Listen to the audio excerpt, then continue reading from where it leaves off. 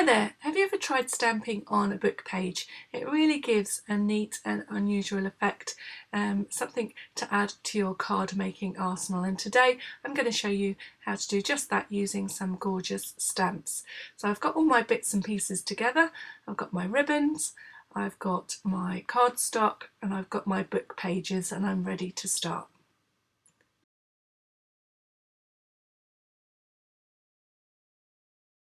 So I've chosen this teal cardstock as my card base, and it's one of the colours in my patterned paper, and it's 8 inches by 11.5 inches, and I've scored it at 5 3/4. So you want to begin by taking a book page. I've got old dictionary paper. You could use any other kind of old printed book page with text on it. You might need to be a little bit careful if your pages are more flimsy. I'm using double-sided tape to attach my paper, and it measures 4 3/4 inches by 7 inches, so an inch less than my card base, and it's going to be, that means that I'll have a 1/2 inch teal border all the way around my book page.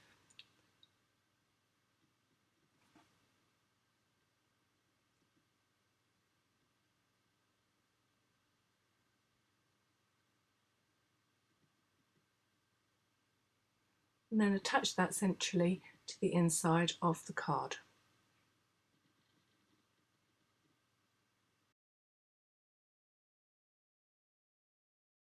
Because I wanted to use this particular colour of cream paper, it meant that I had to double up because you could see the print through the paper. If you're using cream cardstock, you'll only need to do this once. So this piece of paper measures an inch less than the book page, so it's 3 3/4 inches by 6 inches, and I'm doubling up because, like I said, I can still see the book paper through the cream cardstock, and it's the cream cardstock where I'm going to put my greeting and be able to write on the inside of my card. I'm using the New Heights set of stamps from Gorjuss, which is from their Urban Stamps range, but it doesn't come with greetings, so I've just had a look through my stamps and I've found this little greeting. So I've got happy birthday, thinking of you on your special day, and all my stamping is done with black archival ink. And then I'm using the small butterfly that comes in the set, and I've got I want to use a slightly larger butterfly which happened to come in another of these Urban Stamp sets, so I'm using that. I don't normally like to do that. You could still use a small butterfly if you wanted to, if you've just got this one set, but I'm going to be just using the large one from the other set. And then I'm taking my pen and I'm just adding some stitch detail around the edge of all my pieces of card and paper. I'm doing the tiny faux stitching all the way around the cream cardstock, right around the outside of the printed paper, and then right around the very edge of the card. And you can see in the picture I'm using a printed paper. It happens to be one by French Country, or from the French Country collection of Graphic 45, and I'm using that to add colour to my design, and I'm going to cut out a couple of butterflies that I've stamped, and then I'm using my glue pen to stick them to the inside of my card.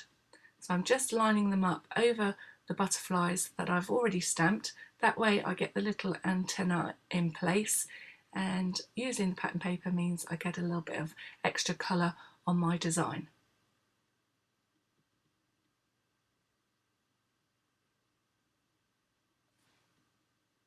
And that's the inside of the card finished. So starting work on the front, I'm adding that fine faux stitch detail all the way around the very edge of the card.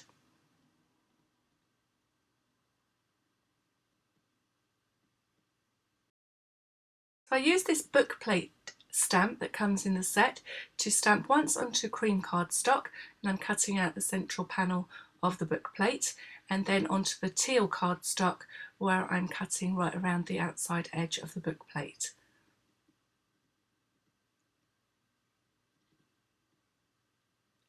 And then I'm stamping another greeting, again from my collection of greeting stamps, and this one says "A Day to Celebrate," and then I'm going to attach that to the centre of the book plate using my double-sided tape. So that's ready to go on the front of my card. So on a small piece of the patterned paper, I'm stamping 3 more butterflies. This time I'm stamping 2 little ones and 1 of the larger butterflies. And this is the main image that I'll be using for this card, and I'm going to be stamping her onto the printed page.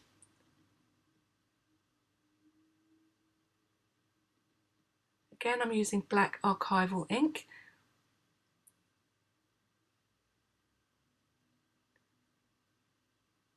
And I'm also stamping just her dress, or trying to get just her dress, onto, again, a piece of the patterned cardstock.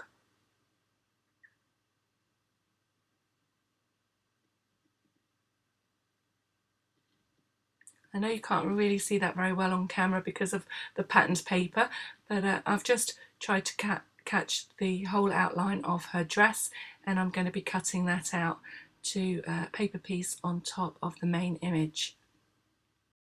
And whenever you're paper piecing, you sometimes have to make decisions about how actually you're going to achieve cutting out the pieces, and I've got to be a little bit careful here because her hair actually overlaps the front of her dress, so I'm cutting into her dress just to remove the very thin tendrils of hair that come over her shoulders.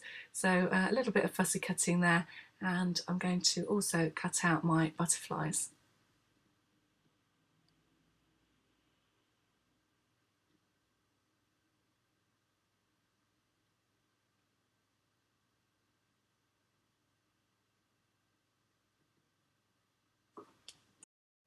So now I'm going to start colouring in my image, and although I'm using watercolour pencils, I'm not actually going to add any water to them, and that's because of the nature of my book page. Now my book page is quite shiny, so I don't think it will take the water very well, and it's quite thin, so I'm being a little bit careful not to be too vigorous with my colouring in, although because this is on fast forward it looks like I'm not paying any care at all.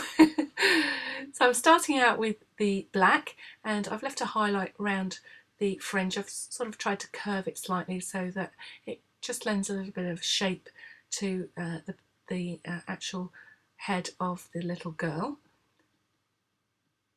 And then I'm just going about colouring in all the tendrils of her hair.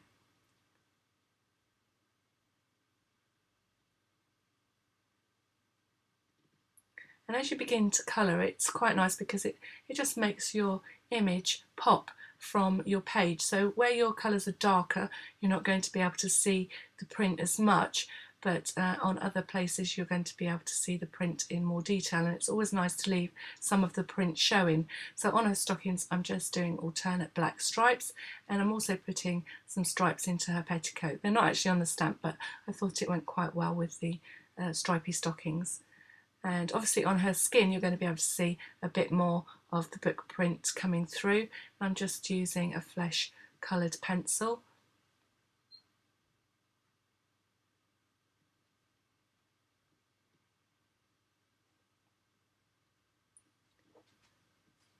And I'm also using that same colour just to colour anywhere on the stack of books where the pages are showing.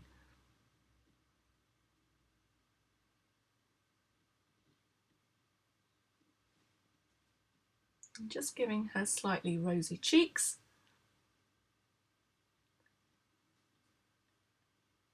And then I've tried to add a little tiny bit of detail, again with the coloured paper. There's a tiny heart which I've stamped and cut out to stick on her hair.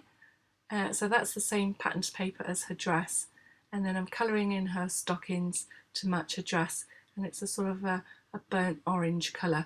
And I've tried to match the crayons that I'm using now to the colours that are in my printed paper, and I'm going to colour my the spines of my books, the covers of my books, in colours that are in my patterned paper. So I'm using oranges and reds and the teals. So you can see here there's Some of the reds are slightly orangey, and then I'm going to be using some of the teal colour that's on my card and some of the green that's in the paper.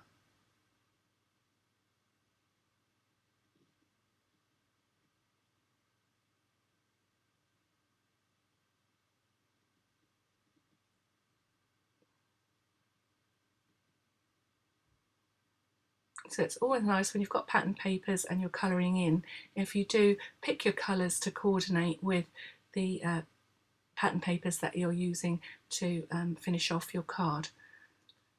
So again, I'm using my glue pen just to add some glue onto the dress area and then sticking the dress into position. And I hope you can see here then how my colours match in with my patterned paper. And the little dress itself does have some polka dots printed on it, and I'm just highlighting them a bit more or bringing them out a bit more by colouring them in with a black pen.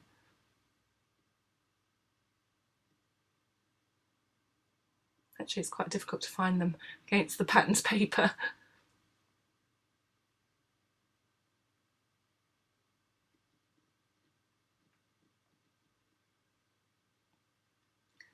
So that's the finished image, and I hope you agree that it's a nice effect and that you give it a go with the stamps that you have in your collection.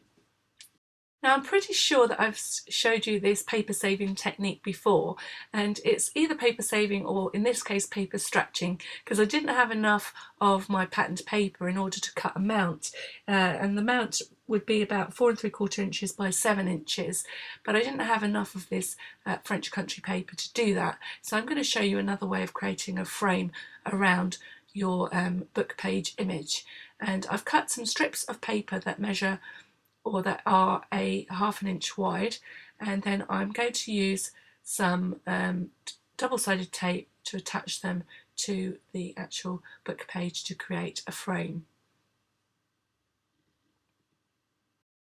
And my book page measures 4 3/4 by 7 inches, and I'm now going to put a 1/2 inch frame all the way around the edges of that book page. So I've added my double-sided tape to my 1/2 inch strips, and I'm going to start by attaching the long strips to the edge of the card. So these are 1/2 inch by 7 inches, and I'm just being careful to make sure I get a nice straight line following the edge of the book page.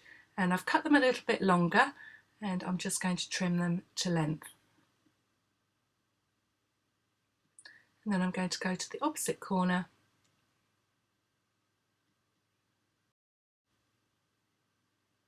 That's the second long strip, and now I'm going to come across the top with the short strips. I mean, I could have done this the other way around, but I've chosen to do the long strip first and then the short strips. And as you can see, this now looks, to all intents and purposes, that it's been mounted onto some patterned cardstock. And then again, I'm using my double-sided tape to attach the image finished off and on the centre of my card. And then I'm taking out my pen and adding the faux stitching. So I'm going around the book page and then around the outside of the printed or patterned paper. And as you know, at the beginning we went right round the outside edge of the card. Apologies for the croaky sound of my voice. It does get a bit croaky normally anyway, but I've got a bit of a cold this week, and I'm struggling a little bit with these voiceovers. Glutton for punishment, but I'm getting there, and I haven't lost my voice yet, touch wood, but it does mean that I do sound a little bit croaky. So now we're ready to attach the ribbon and the bookplate greeting. So I like to cut a hole in the centre or the spine, the fold of my card, so that I can wrap my ribbon around the front of my card. So I've cut a hole in the spine, and then I'm using a little piece of double-sided tape to stick down the end of the ribbon so that it is under the book plate when I attach it. And I've trimmed my ribbon to fit so that both ends will be covered by the book plate. So it wraps around the inside of the card. You can see the ribbon on the inside of the card. And then with a foam pad I'm attaching the little book plate. And I also want to use a little bit of silicone glue to attach 2 little knots that I've tied in the same ribbon.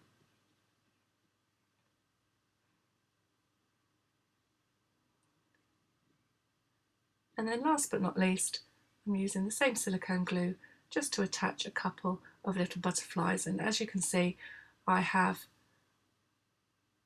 just folded the wings up slightly, and this time, rather than stamp my little butterflies, which you could quite easily do, I'm just adding the antenna in with my black pen.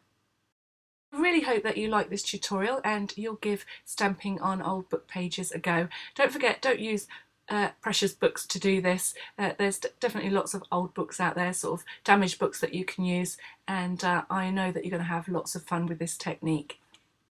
So if you think this card is gorgeous, sorry, couldn't resist the pun there, don't forget to hit the subscribe button, and I will be sharing more creativity with you soon on my YouTube channel. So if you want to stay tuned to the end of the video, then you'll find a link back to my blog to find the cutting guide, and there's lots more inspiration over on my blog if you haven't been over there to visit already. And I'll say cheerio for now, until next time, and thank you for watching.